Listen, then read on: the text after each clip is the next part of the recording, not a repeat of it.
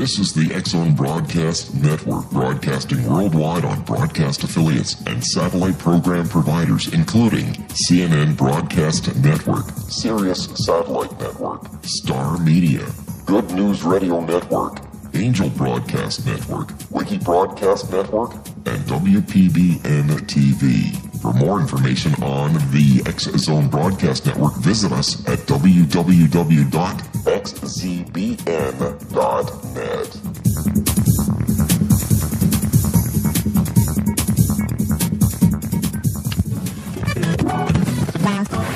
All Hit Radio.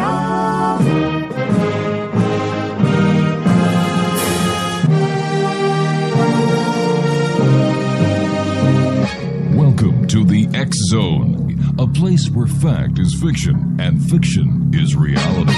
Now, here's your host, Rob McConnell.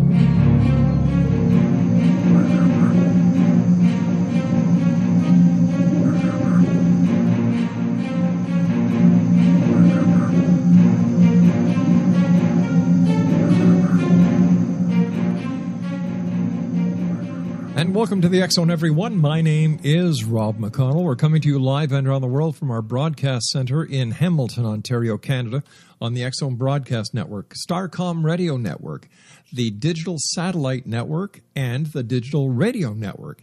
If you'd like to give us a call, worldwide toll-free, 800-610-7035. My email address is xzone@xzoneradiotv.com.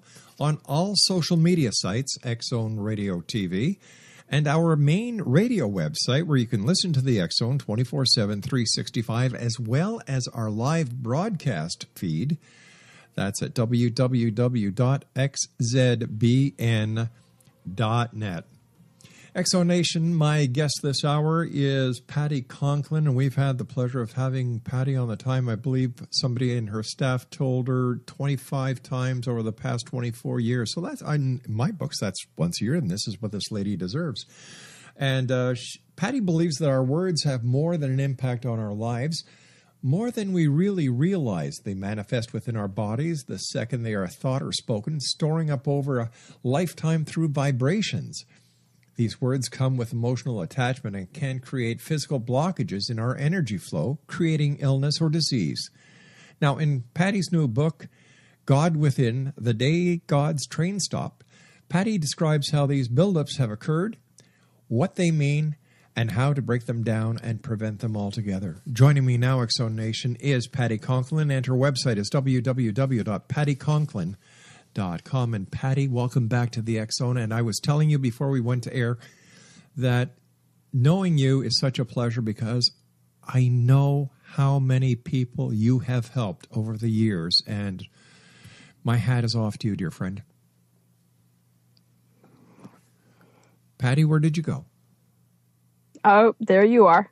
Yeah. Cut right out on me. But thank you so much for having me, Rob. It's a great pleasure, PATTI. I was just telling the X-Zone Nation about you and you know, you've been with us and how proud I am to know you because of all the great work you do and the number of people that you touch each and every day. And you're making a positive difference in a world that at times seems very negative.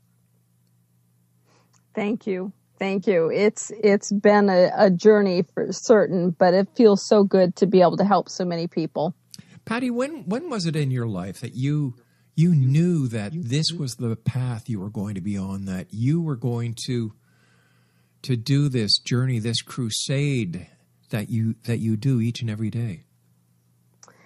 Age 7 is, I wasn't sure how it was going to play out. But I had a visitation from what I consider to be, Father, Source, Creator, whatever it is. And I was told three things. I was told 38 to 42 would be my greatest growth years, and 42 to 62 would be my greatest contribution. And that the purpose of my work would be to teach people to become insubstantial without transitioning. And even though I was precocious, I didn't know what that meant. And I didn't really know until right before I turned 38. Between graduating from high school and 38 years old, I was working in nonprofit around the world. The name of your new book, God Within, The Day God's Train Stopped.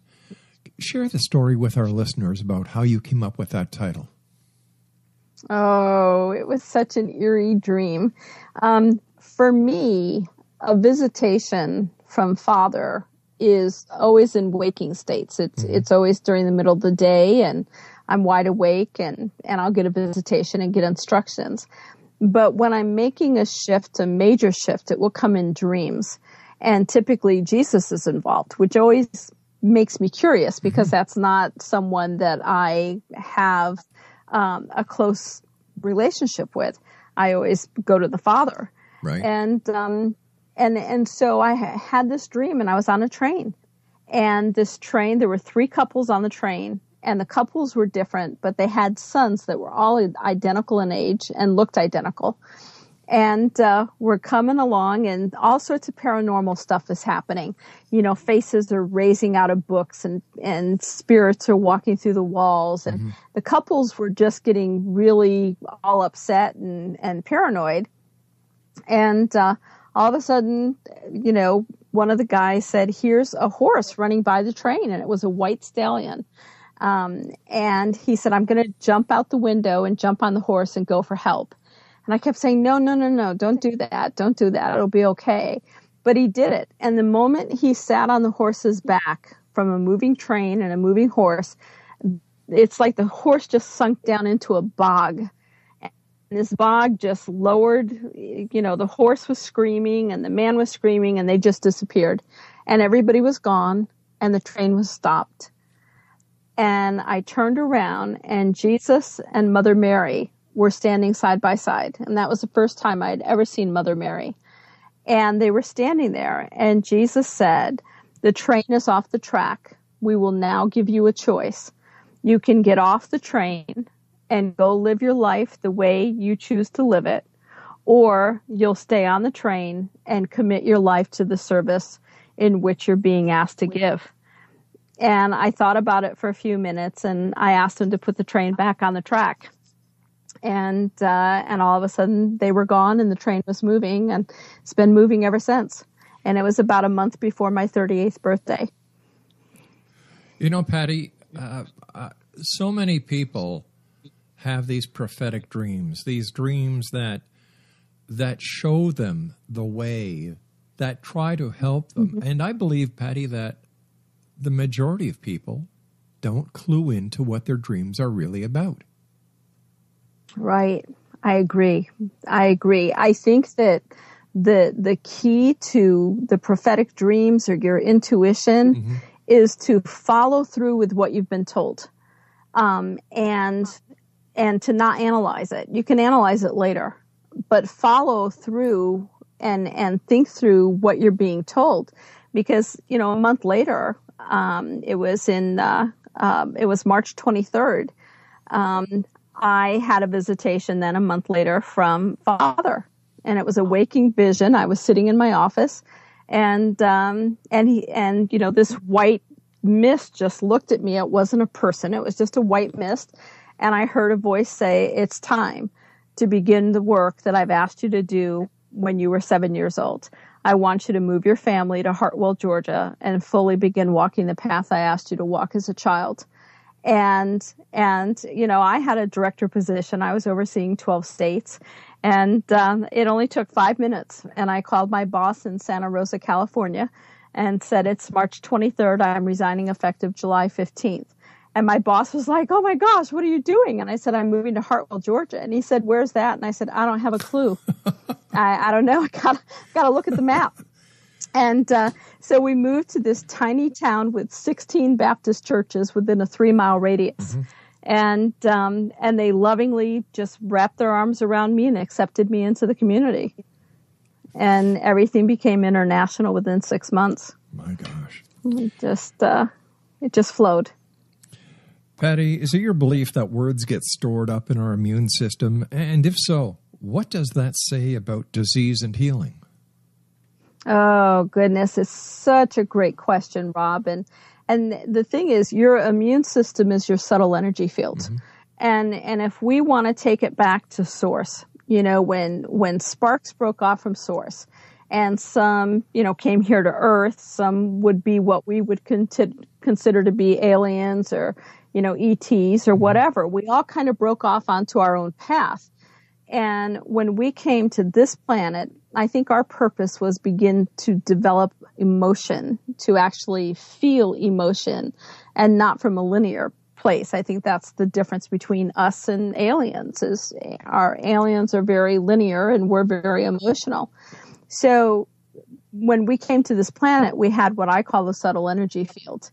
And we began developing emotion, and we began developing emotions that were less than unconditional.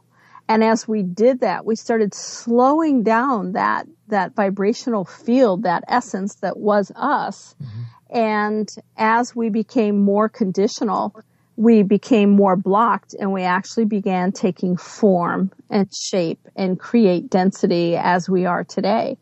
So in science, we call it the immune system. But literally, it's the subtle energy field. It's what you came to this planet with as an original entity. And so in today's world, every word we speak goes down that beautiful highway of millions and millions of roads that go through every single cell in our body. And every single word, every single emotion gets stuck somewhere in that body. So the more conditional you are, the more likelihood you're going to have of creating a greater density and thereby creating what we call disease. So the more positive you are, the healthier you are. The more happier you are, the more healthy you are. The more negative you are, condescending and judgmental, you're going to be sick. You're going to be sick. You're going to get to a point where you get to the straw that broke the camel's back. Right. And you'll get sick. And the thing is, it's not just about being happy. Mm-hmm. Metaphysics, for years went, well, as long as I don't say it out loud, I'm okay. And it's like, no, that's not true. Yeah. I want you to get to the point where you wouldn't even ever consider saying something to someone or thinking a bad thought of someone. I want you to get to the point where you understand that every single person's path is their soul path, and there's no right or wrong to what they're doing. It simply is. And that, is what the Buddhists would call the state of the observer. And, we've got our social and cultural, right and wrongs, yes, and the laws that we live by. But as a soul, it's really stepping back and going, wow, there's a bigger picture going on in here. And as much as I think I have some control of some things, I have no control. I have zip. So it's not just about being happy. It's about being in the observer state and not even going into the judgment state. And that's just so hard for all of us. The negativity that we hear in the news, the stories of, for example, the plight of the Syrian immigrants into Europe, and now Europe doesn't know how to handle them. Then we've got the military problems building up between the United States, Russia, and China. When we see what's happening with ISIS, when we hear these negative reports, does that affect our immune system as well? It does if we allow ourselves to go into fear about it. Okay. And it does if we allow ourselves to internalize it and look at it as bad. It's horrific, no doubt about it. But I think what people need to do is look at the situation, help in whatever way they feel drawn to help, but to not have an expectation of the end result. So I think that's what starts getting us in trouble. And sincerely, Rob, when we look back at our evolution as human beings, whole civilizations have been wiped out. This is nothing new, unfortunately. And maybe it is a cleansing. I don't know, but it's not that it's new. And I think that the more that people go into judgment, the more people that have the beliefs like ISIS, that are just, killing women or raping women and destroying beautiful cultural Oh, landmarks, I know. historical landmarks, and so forth, based on belief, then you get in a situation where when you say, I believe this and this is the only way, no matter what you're doing in your life, Yeah. you've closed your mind to any type of possibility of growth. So how does someone, Yeah. Patty, reopen that pathway that they can put that aside and get back to personal growth? Yeah, it's understanding that there's always a bigger purpose. There's always a bigger reason. There's always something going on that we may or may not understand. And I think it comes back to personal responsibility of every single soul to do what they can, what they feel is right, morally and ethically within themselves, to assist. And what I mean by that is not in a judgmental way, but in a way that is going to be of assistance to society. Because if we just sit and criticize and we're not being part of the solution, then all we're doing is continuing to create more and more negativity within our body and more likelihood for disease. You know, Patty, I remember talking to you years ago about your ColorWorks visualization. Would this help? I lost you again. Oh, I'm sorry. I was asking There you we go. if your ColorWorks visualization would help in getting people to the right track to help filter out or to immune us from the negativity that we're subjected to all each and every day. Absolutely. I mean, it's remembering that within the universe, there are two active frequencies, and that's tone and color. And when you use color to say, what color do I need to remove 80% of my negative or judgmental thoughts? And start working with your body every day. Start catching yourself when you start to say something negative or think something negative. And just remind yourself that, again, there's a bigger picture. And I'm not in control of it. I'm in control of me. And my personal responsibility is using that frequency to help rid myself of those judgments and thoughts that are negative, because we just feed on each other, it seems like, Rob. It just seems like everybody's feeding. And I watch the news, and I know many metaphysicians who won't watch the news because it's negative. I watch the news because I want to make sure that my heart center is open to anyone in the world, any soul in the world that needs a little bit of assistance. So the more aware I am of what's going on in the world, the more that I feel I can open up my heart center and make myself available for the soul who wants to make use of me. And it's not me saying, oh, gee, this group needs my help right now, because that would be a judgment. There could be a totally different group that really needs me, and I'm focused on this group because I think I know what's going on. It's one of the things I love about you, Patty, is you always, for the time I've known you, taken lemons and turned it into lemonade. I enjoy looking at the big picture as much as I can, because there is so much illness and there is so much hurt. And I know we're in an age in the world where we feel like things are really falling apart. Right. But it really comes down to individual personal responsibility if we're going to get this world changed. Yeah, are some illnesses more difficult to treat and cure than others, Patty? No. And every illness and disease, while we may state that it starts in an environmental, it will literally start in an emotion, always. And it doesn't mean that the environmental isn't adding into it. It just means that emotionally at the core, I firmly believe, and this is my belief, but I firmly believe that if you really were truly unconditional, that you could walk through a radiation field and not be affected. It's your fear that you would be affected that creates the radiation poisoning.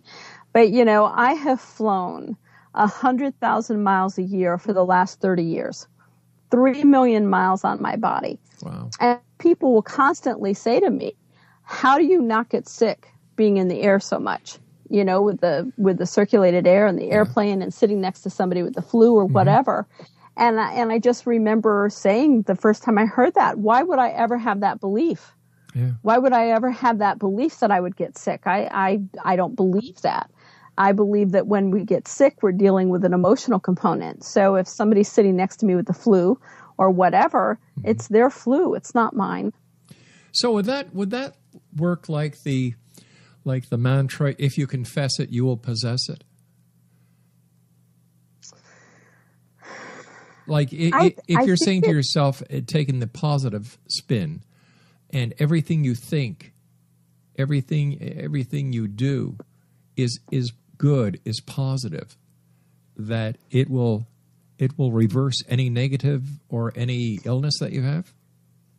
No, I think it has to go a little bit deeper than that, Rob. Okay. I think that it's not just a matter of thinking it. Doing it. But you have to feel it. You have to do it and feel it. So, let's say that a person gets resentful and they know they don't want to be resentful. So they work really hard on not being resentful. That fraction of a second that they get resentful before they clamp it down, they may as well have been resentful for an hour because they did so much damage in that fraction of a second. It's how do we get to the next step of not becoming resentful at all? I mean, how do we get to the next step where we're not even moving into the resentment? And that's the key, because then you're feeling it all the way through your body. So, you can say, fake it until you make it, or, doing the mantras. But if you're not feeling it, and if you're not even going into that space, then you're not doing everything that you could be doing. It's kind of like if I get frustrated, and it's rare, but if I get frustrated, I look at the situation that's frustrating me and keep it in mind. And then I immediately go to me going, what is it in me that just brought out that frustration? Because it wasn't about the other people. They can't make me frustrated, no matter how hard they try. It's a choice that I make to get frustrated. So why did I choose to get frustrated in that situation? Gotcha. And I think the more that we work through that component, the more we stop being frustrated. Is that why at Christmas time, and I know I've seen this every year of my life, that at Christmas time something comes over people?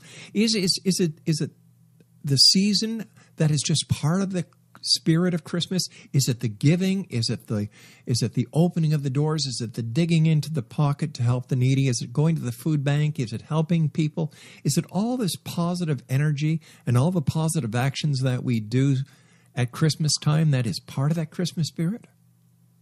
I think it is. I think that we've developed a doctrine, through the years that, says Christmas is the time to be joyous and the time to be forgiving and the time to love one another. And my thing is, why are we doing that on Christmas?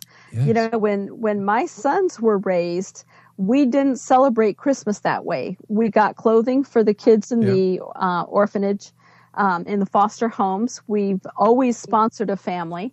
We do not give each other gifts at Christmas. Because it's a time where I wanted to teach them this is how you live every single day, not just at Christmas. And as we're coming up to the 9/11, there's been a lot of documentaries on television and so on, moving up to 9/11. And I can remember being at the Unity Church, the Mile High Church in Denver, Colorado, right after 9/11, that Friday night. And I had over 600 people in the audience. And what occurred to me between when the planes hit the buildings and that evening when I was in Denver was this, that everyone, no matter where you went, were helping each other. They were loving each other. The whole nation was so shocked that people stopped hating each other and stopped judging each other and just really reached out to help each other. And I remember telling that audience that the greatest sadness that can come from 9/11 is if we take all of these beautiful feelings and helpfulness and understanding and acceptance we have of each other and go back to the way we were before 9/11. How true. That's the tragedy. How true. Yeah. Patty, you and I have to take our news break at the bottom of the hour. Please stand by. Great talking to you. And once again, thank you for all the great things you do for so many people around the world. Exonation, my guest is Patti Conklin, www.patticonklin.com. She is the author of God Within, The Day God's Train Stopped. And Patty and I will be back on the other side of this commercial break as we continue here in the X Zone from our broadcast center in Hamilton, Ontario, Canada. Worldwide toll-free 800-610-7035. My email is xzone at xzoneradiotv.com. On all social media sites, Xzone Radio TV. And our main radio site, www.xzoneradiotv.com. The X Chronicles newspaper is out and available on our electronic bookshelf at www.wikipublishinghouse.com. I'll be back on the other side of this break with Patti Conklin. Don't go away.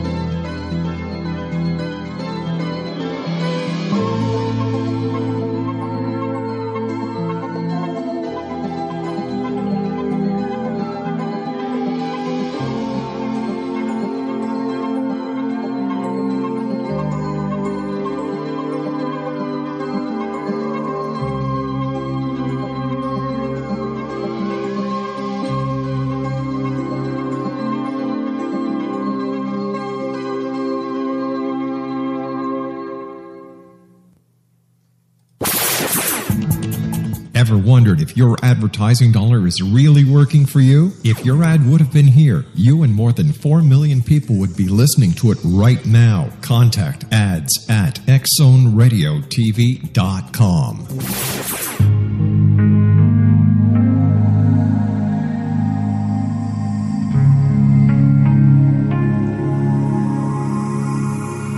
The scientist and the mystic have been on an age-old, relentless search with one thing in common. They seek truth. Their paths converge in the 40,000-year-old practice of shamanism, an ancient science delving to the quantum level of life, facilitating healing, manifestation, and evolution. I'm Gwilda Wiyaka, the founder and director of Path Home Shamanic Arts School, a unique Colorado State-certified occupational school training shamanic practitioners and teachers. We also provide classes for empowering personal lives through shamanism. Our certification classes are in week-long segments enabling international participation, and online classes and long-distance shamanic healing sessions are available. Come discover the science of magic in the limitless world of shamanism. www.findyourpathhome.com.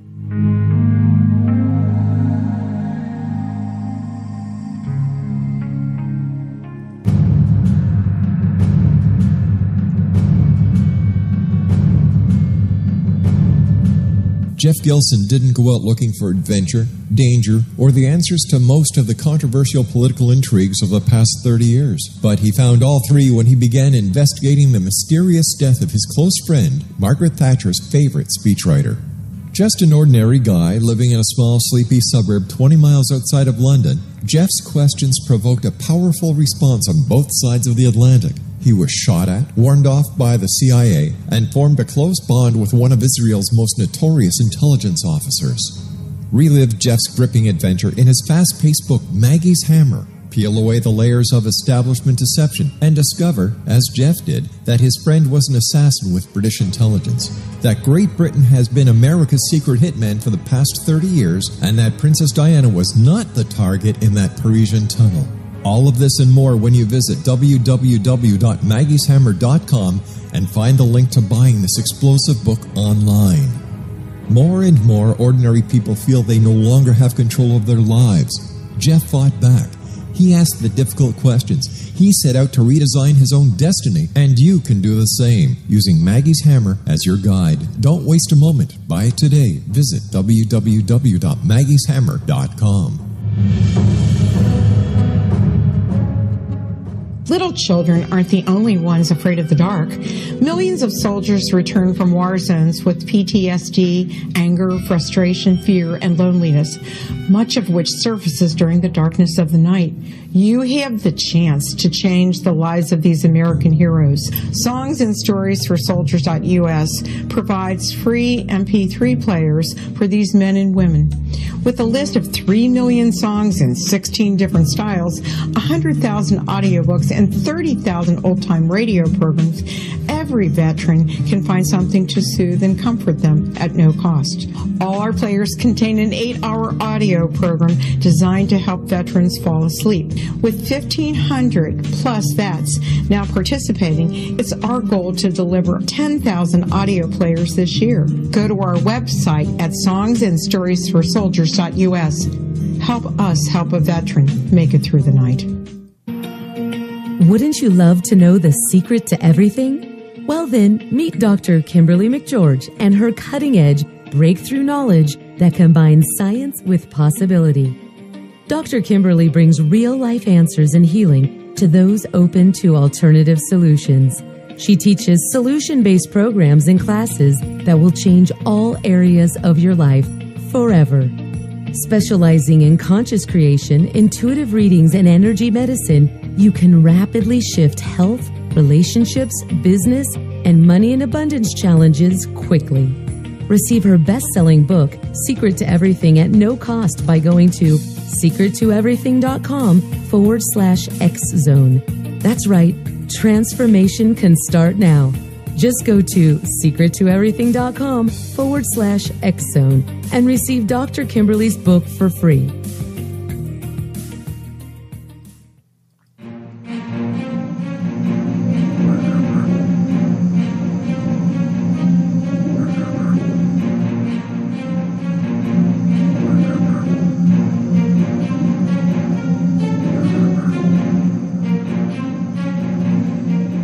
And welcome back, everyone. My guest this hour is Patti Conklin. Her website is www.patticonklin.com, and she's the author of God Within, The Day God's Train Stopped.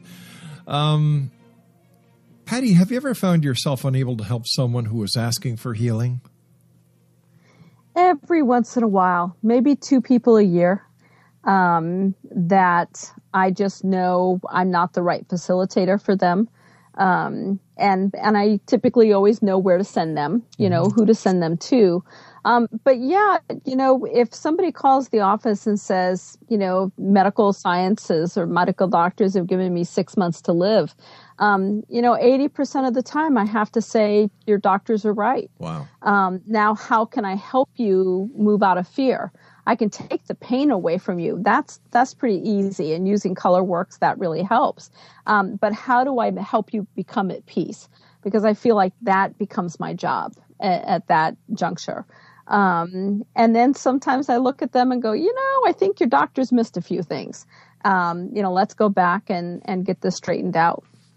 And, those are drastic cases. I just, had someone in town, 22-year-old, with a brain tumor.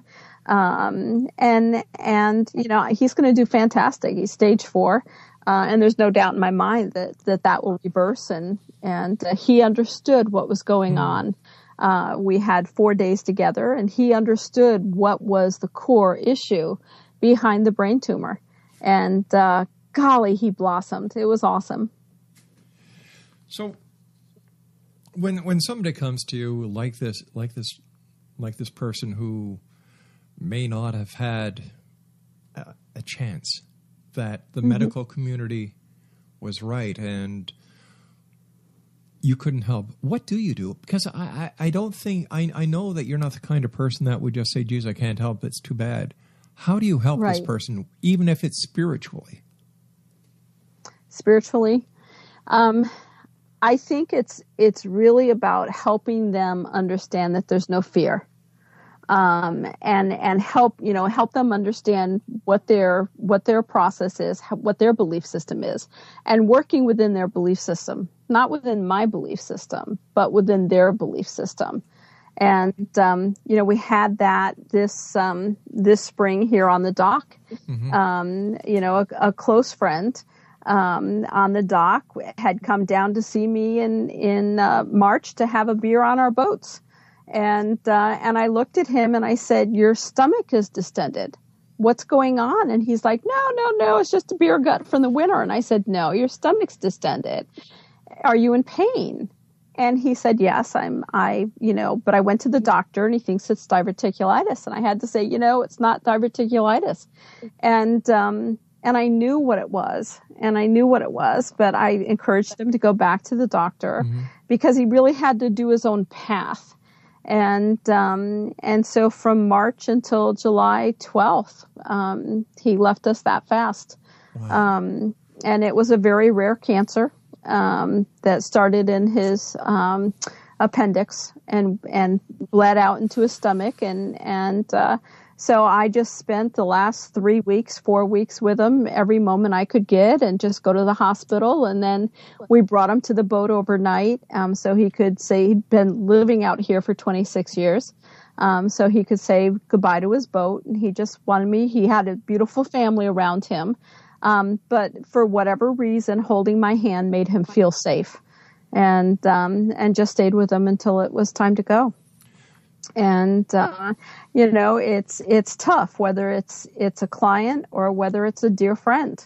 It's the process is the same, is just to help them understand what their belief system is, to hold on to it and to remove as much pain as you can and let them go on.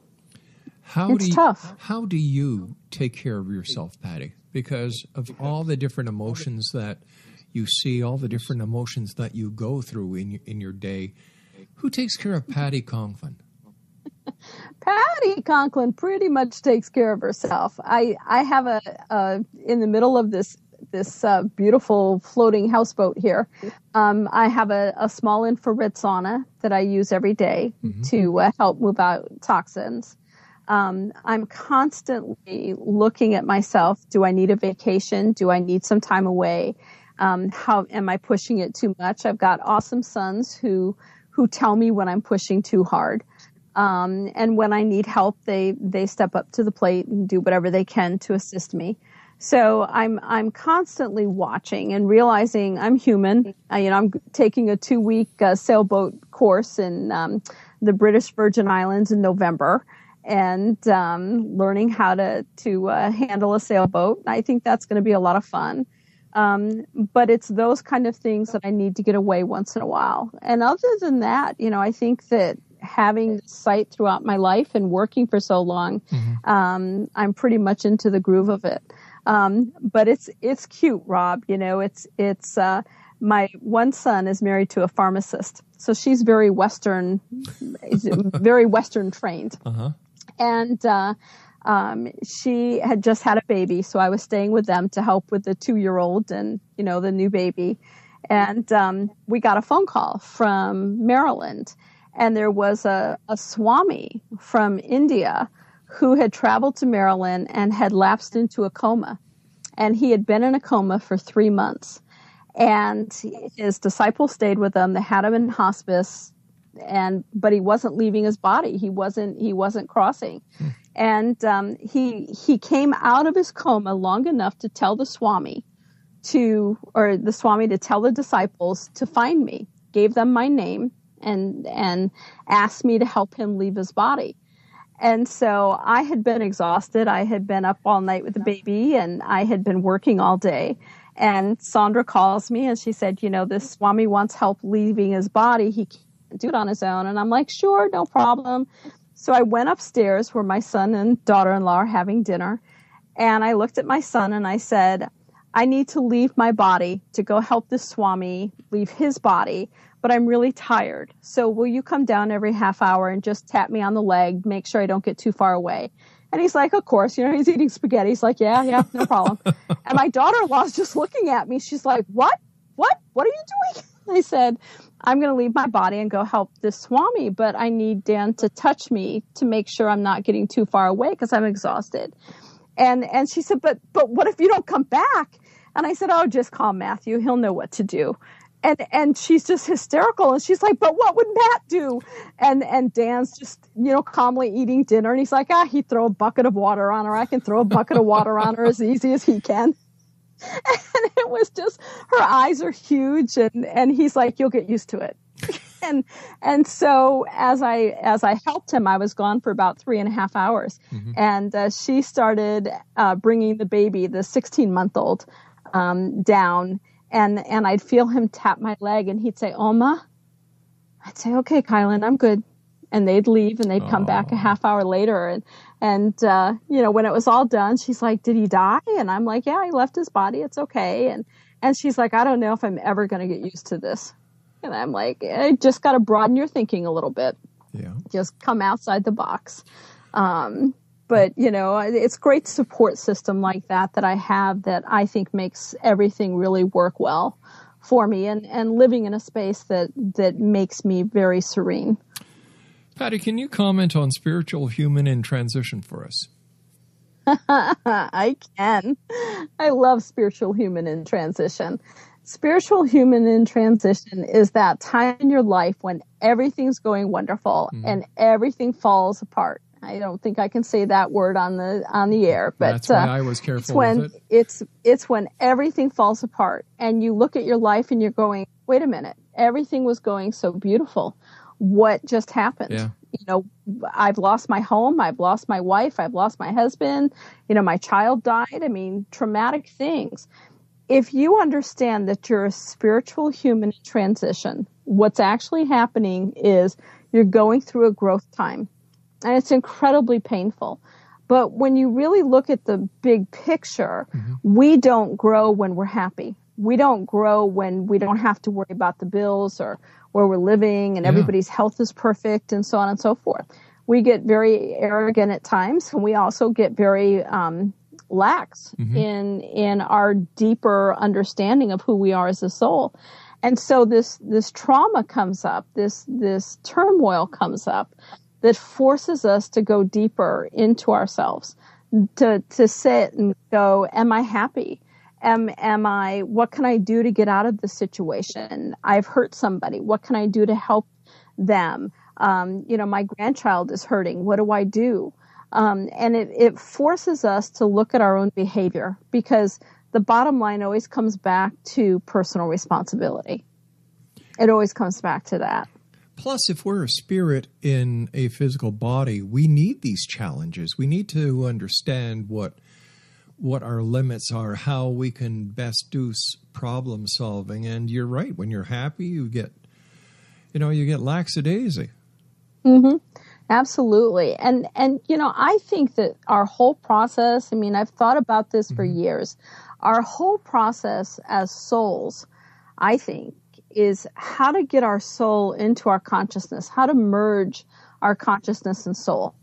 We separate them. We think that they're separate. But I think what's really happening as we evolve is our soul is coming into consciousness, so that you're truly able to stay in that unconditional place 24/7 without having to think about it. I encourage people, people stop to meditate, or they stop to go deep inside to figure something out. It's like, what would happen if you were in that space while conscious and driving the car or watching television or taking a walk? What would happen if you didn't have to stop yourself and have this belief that you have to stop and focus, that your soul just flows into your consciousness and you act with your integrity and your own moral compass?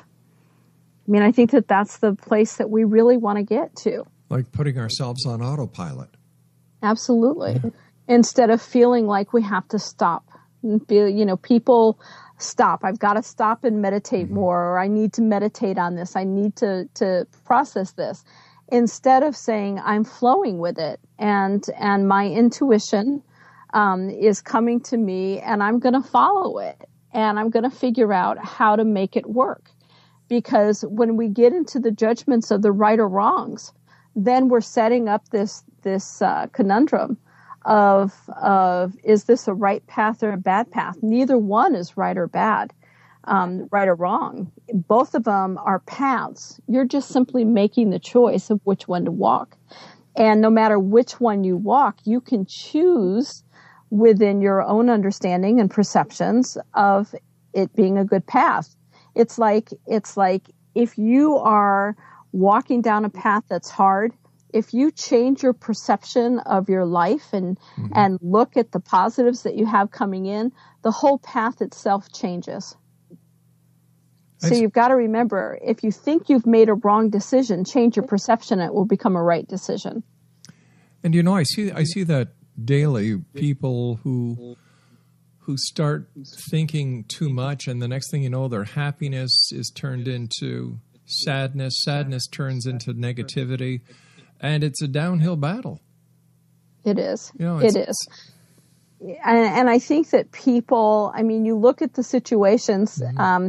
I think, I've talked about my lake house down on Lake Lucerne for years. I'd lived there for 13 years.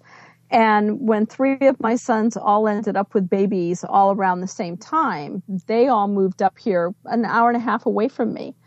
And I've always lived on water. Water's critically important to my serenity.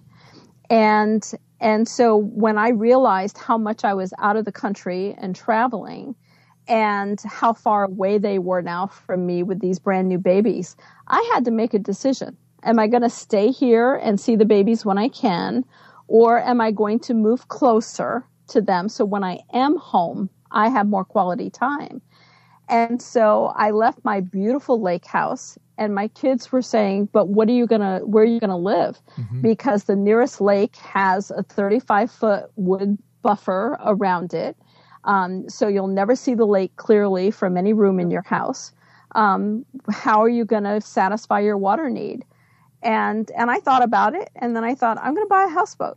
I'm going to buy a houseboat, and I'm going to live in a marina, and I'm going to live on the last slip of the dock, so all I see is water.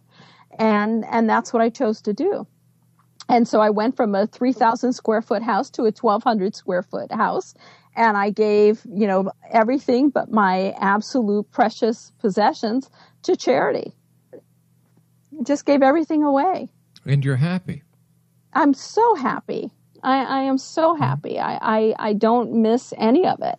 And I love being able to float. And this boat is gently rocking right now because the waves are hitting it. And, I'm 10 minutes from any of the kids. And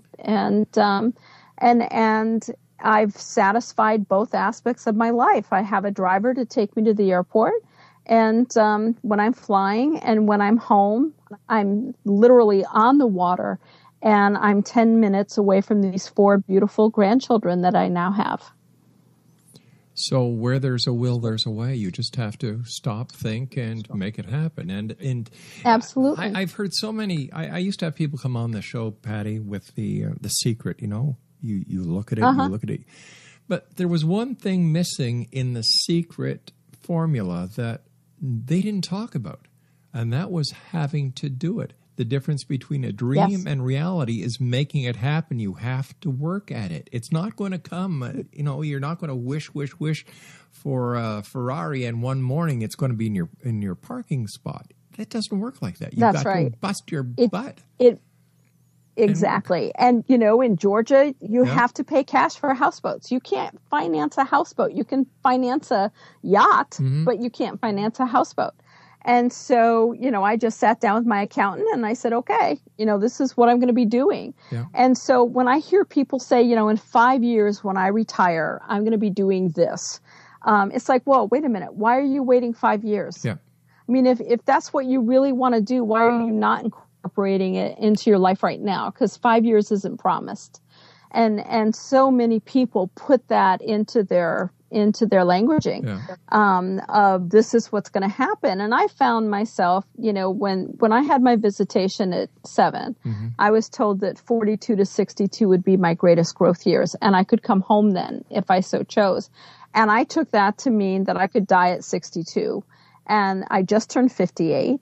And so I'm looking at what could be the last 4 years of my existence here, which is why I allowed the book to be published, even though, I wrote it 18 years ago. of just kind of putting my ducks in a row. So that if I do end up crossing at 62, I know that I've left a legacy that I feel is important, and hopefully people will take what they want from it and will continue to help. And if I go beyond the 62, awesome. But I want every minute to count, and not only for me, but for everybody who's listening. Is stop saying, I'll do that next year. I'll do that next year. Start putting things in motion and make it happen now. It seems to me that the people who say, all right, I've got a 5-year plan or a 10-year plan, what they're doing is procrastinating. Absolutely. You know, because, they're procrastinating. Yeah. They really don't know what they're going to do. And that 5-year plan's never going to work out. I mean, it's never going to play out the way we expect it to, right? And so then people become even more negative because something got in the way, a roadblock came up, they can't do it that way, the way they perceived. And what you've got to remember is how you thought even an hour ago is different than what you're thinking right now. Yeah. So how can you even perceive what 5 years will be in your 5-year plan? I made the decision to sell my house on Lake Lucerne. The next day it sold. And I was here. Wow. And it was just, I've been here a year and a half now. And it's just been awesome. But the intent was, I'll sell it. And you make it happen. You know, even the people that came in, the house literally sang when they walked in the door. And I knew that they were the people, even though there were lots of people looking at it, they were the people that were meant to have it. I also knew that they were expecting a small child and they couldn't afford it. And I dropped the price on the house so that they could have it because I knew it was meant to be for them. And so you get out of this financial linear place that you're in and say, okay, I know that this is the right thing to do. I'm not going to worry about the money aspect of it. I'm going to move forward with it because it feels like it's right. And let me just get it done today. Sure. Why do we have such a fear about death? Oh, boy. I think it's that need to control and the lack of control of what's going to happen when we die. I think that people stop understanding, or they don't understand that, you know, who we are as human beings. Right. We're social, we're interactive, but who we are as souls are totally different. And the soul is here to have an experience and to move on to the next experience. It doesn't have the same framework of vision that we do, of the perception of our life. And I think when people can let go, I mean, obviously my sons and I have been having this discussion lately, and I just said, you know, I have had an incredible ride, and I'm looking forward to the next adventure. Yeah. Do I love you guys? Would I love to see the babies grow up? Absolutely. But from a soul aspect, I can't wait for the next ride and the next adventure.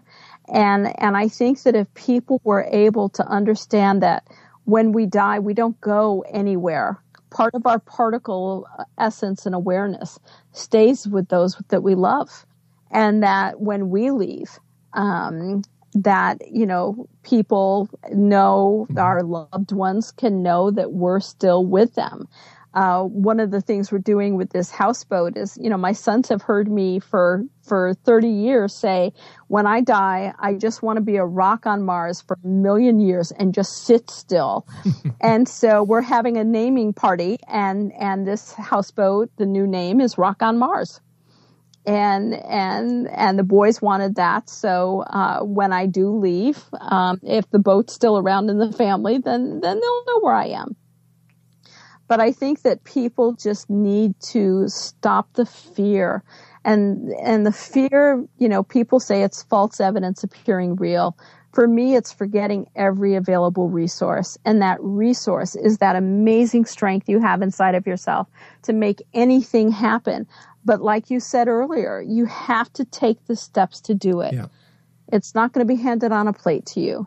Just make the decision and do it. and enjoy the whole process. Patti, our time is up for tonight, my dear friend. Time goes by so fast. What are your final thoughts for the X-Zone Nation around the world tonight?